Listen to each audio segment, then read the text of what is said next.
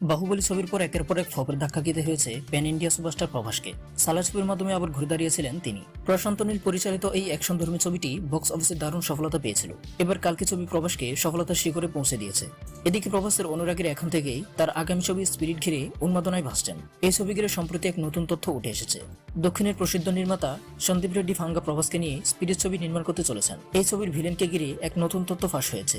সন্দীপ রেড্ডি ভাঙ্গা প্রভাসের বিপরীতে এক বিদেশি তারকাকে আনতে চলেছেন। স্পিরিট ছবিতে ভিলেনের ভূমিকায় দেখা যাবে কোরিয়ান সুপারস্টার মা ডং সিওককে।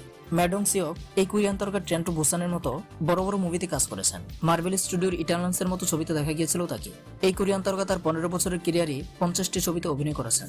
স্পিরিট ছবিতে মা ডং সিওককে এন্ট্রি নিয়ে নির্মাতাদের পক্ষ থেকে এখনো কোনো আনুষ্ঠানিক ঘোষণা হয়নি। এই ছবিতে প্রভাসের সঙ্গে রোমান্স করতে দেখা যাবে রাশ্মিকা মান্দানাকে। নির্মাতারা চাইছেন স্পিরিটকে প্যান এশিয়া ছবি হিসেবে নির্মাণ করতে।